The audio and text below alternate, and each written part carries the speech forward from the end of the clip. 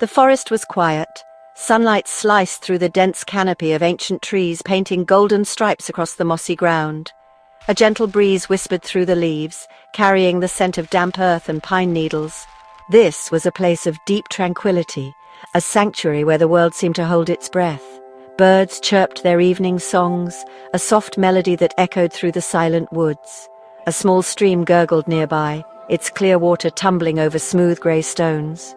It was the kind of peace that feels eternal, a perfect moment of nature's harmony. But this profound silence was deceptive. It was the calm before a great and terrible storm, a prelude to a conflict that would soon shatter the stillness and scar the very landscape. In the heart of this serene clearing stood a small wooden house. It was not built by human hands, but rather pieced together by nature itself over many years. A hollowed-out giant redwood formed its core, with sturdy fallen logs creating walls and a roof of thick overlapping bark and moss. Inside, it was the definition of cozy. A soft bed of dried leaves and pine needles lay in one corner, promising warmth and comfort. A small opening in the roof let in just enough light while keeping the rain out. This humble dwelling was a rare prize in the wild, a perfect shelter from the cold nights and the coming winter. For any creature lucky enough to find it, this house was more than just a shelter. It was a home, a fortress of solitude and safety. This incredible find belonged to a giant panda named Po. Po was not like other pandas. While he loved his bamboo, he also possessed a keen intellect and a surprising agility. He had spent weeks making the house perfect, arranging his bamboo stalks neatly against one wall and clearing a small patch of ground outside for sunbathing. He had just settled in for a peaceful afternoon nap, his round, furry body curled up on the soft bed of leaves. He felt a deep sense of contentment. The house was his sanctuary, a place he had claimed and would defend with all his might. He listened to the gentle sounds of the forest, his black and white fur rising and falling with each slow, peaceful breath, completely unaware of the approaching danger. The sun began to dip lower in the sky, casting long, dramatic shadows across the clearing. The golden light of the afternoon was slowly shifting to the cool, orange hues of dusk. The air grew still, and even the birds seemed to quiet down, sensing a change in the atmosphere. A low, guttural sound, almost too deep to be heard, vibrated through the ground. It was a sound of raw power, of unstoppable force. Something immense and formidable was moving through the trees, its heavy footsteps snapping twigs and crushing undergrowth. The peace was broken. The time for quiet rest was over. A challenger had arrived, and the fight for the cozy wooden house was about to begin. The ground trembled with each deliberate step. Out from the deep shadows of the forest emerged a colossal figure, a grizzly bear of immense size and terrifying presence. His fur was the color of dark earth and dried blood, matted and thick. A long, jagged scar ran down the side of his face, pulling one lip into a permanent, menacing snarl. His small dark eyes burned with a furious, greedy light as he surveyed the clearing. He was a walking mountain of muscle and rage, a creature forged in the harshest crucibles of the wild. This grizzly, known only as Scar, was driven by a single, relentless desire to take what he wanted, and he wanted this house. Scar let out a deafening roar that ripped through the quiet evening air. It was a sound of pure aggression, a declaration of war. Birds scattered from the trees in a panic, their frightened cries echoing in the sudden tense silence that followed. The bear rose up on his hind legs, towering over the clearing, his massive shadow stretching all the way to the door of the little wooden house. He beat his chest with his powerful paws, the sound like a war drum thumping in the twilight. He could smell the panda inside, a scent he associated with weakness. In his mind, the house was already his. He had fought wolves and other bears for territory before. A soft, bamboo-eating creature would be no challenge at all. Inside the house, Po was jolted awake by the violent roar. The very walls of his home seemed to vibrate with the grizzly's fury.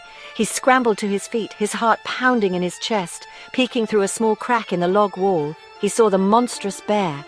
Fear, cold and sharp, pricked at him, but it was quickly replaced by something else, a fierce, protective instinct. This was his home. He had worked too hard to find it and make it his own. He would not surrender it to this brutish invader.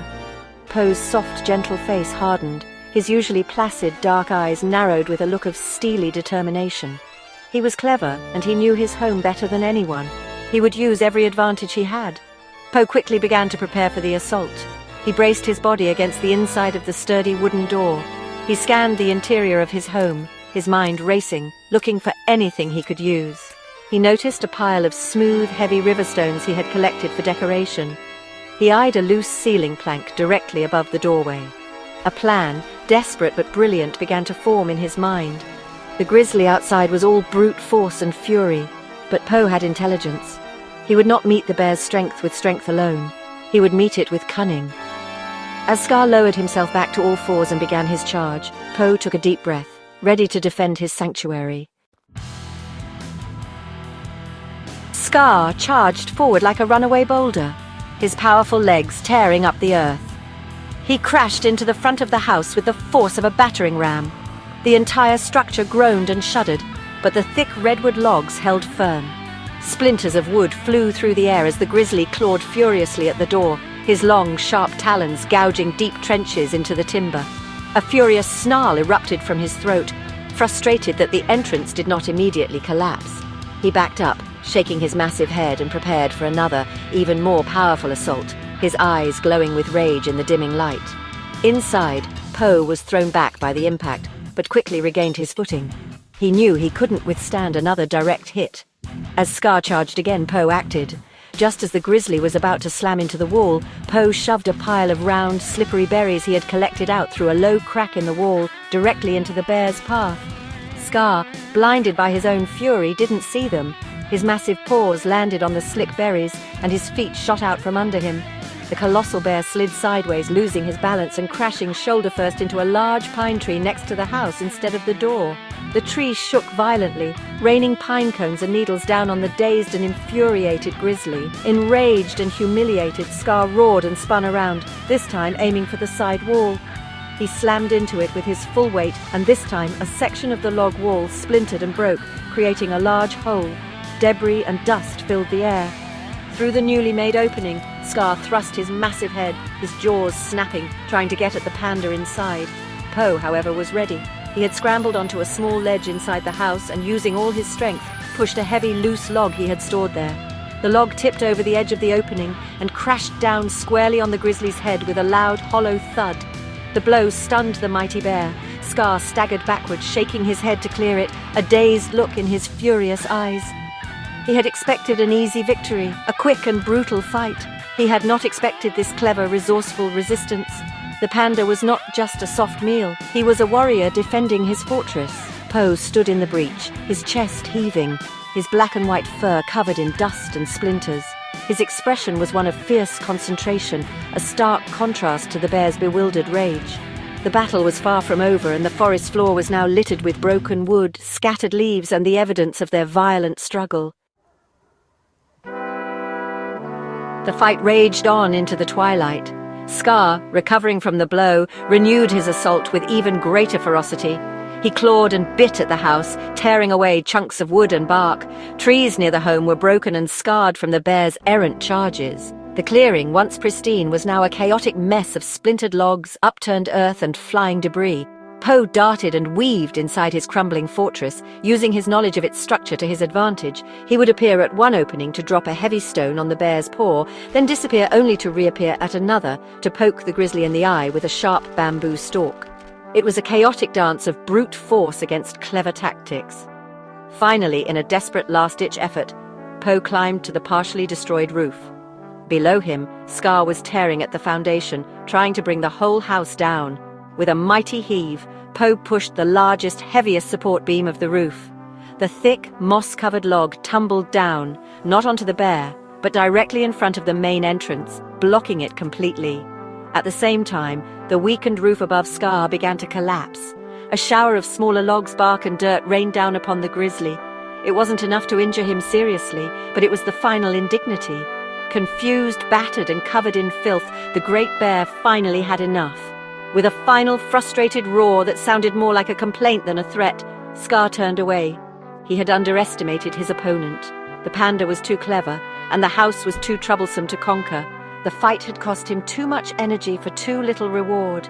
He cast one last hateful glare at the battered house before lumbering back into the shadows of the forest, his pride wounded far more than his body.